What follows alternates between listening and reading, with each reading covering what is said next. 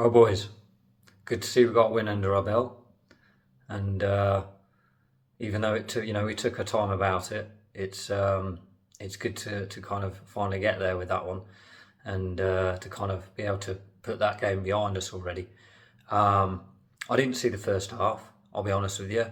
I've been pretty busy myself. Helping to take over the world and basically save the future for humanity, as a starseed does. But that's just by the by. We're now talking about your venue. So I caught the second half. I'm probably glad I missed the first half, to be honest with you, by the sound of it. I do know that obviously my energies of impact would have helped karmically raise everybody, because that's like part of my job as a starseed.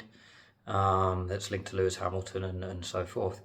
So I was there, I was backing you up with my energies, I was staying in the zone with you, and even though the commentary was still being a bit hypercritical, I could tell straight away that there was much more of an energy of impact in sort of positive decision making and just general overall upping of the gameplay.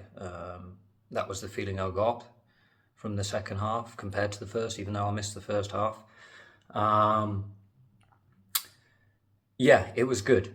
There was still sloppy set pieces a little bit, and opportunities that were just kind of dwindling a little bit for sort of the finishing. But we got there in the end of the day, and Harry Kane came through as I knew he would. At least one more goal, I said, and there he was. Bellingham as well, influential towards the end. One thing on the second half that did sort of stand out for me, and I think it was a on the pitch sort of decision, was the free kick before Trippier ended up having to come off. I think that personally, Foden, you were a little bit greedy there.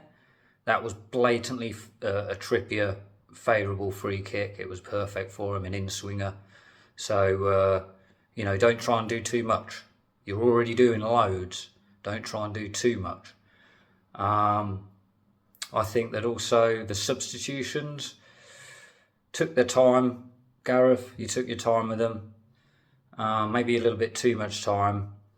And although the initial two definitely made a massive impact, for me personally, for extra time, I would have definitely brought on Gordon, maybe even Arnold as well.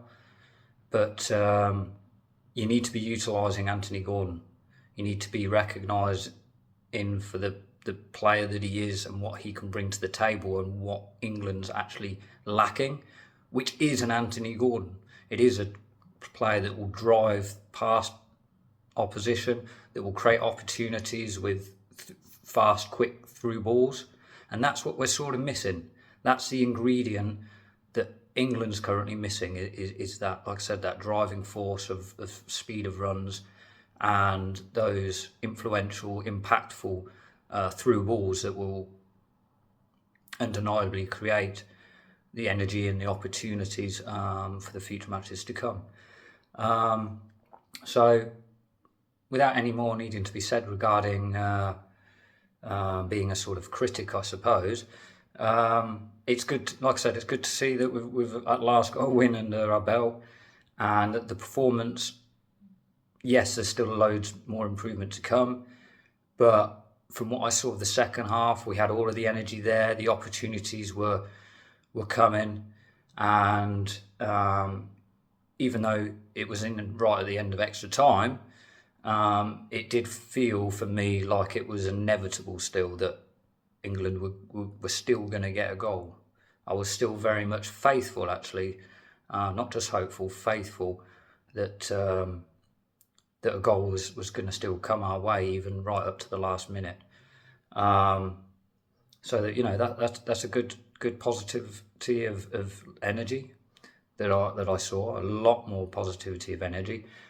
We did, of course, see England drop more onto the back foot again after leading. And some would say that's the sensible thing to do. But from my perspective, even when you're 2-1 up, keep the same pressure. It's the same ingredient that works. Obviously, Slovakia's game would have changed and they would have been more attack-minded focused. But I think we sat back that little bit too much and we allowed them then to sort of gain the impetus, which we need to shut them down still. We need to shut them down, even though, of course, the energies once the lead has been sort of taken, it's natural to feel those energies of relief, which makes obviously people sit back a bit. But we need to just keep up that bit of intensity, and not let the energies dwindle. So that's my thoughts regarding that. It was a good game, from what I saw at least. There's still, like I said, plenty of room for improvement, but you can see the ingredients are starting to sort of take form now. Better late than never. And like I said, it'd be good to see more of Alexander Arnold, and like I said, the utilisation of Anthony Gordon, which we haven't really seen yet, and yet he brings so much to the table, and he, for me, is exactly what's needed. Whether I'm a Newcastle United fan or not, it's what England's missing in ingredients, with his capabilities of link plays with Foden, hold-up plays with Bellingham, drop backs for Trippier, and his general overall piercing capabilities of forward runs. That's what's required for the future success. So I hope you take these words to heed, and I hope that we see more of that sort of ingredient for the future matches to come. Cheers.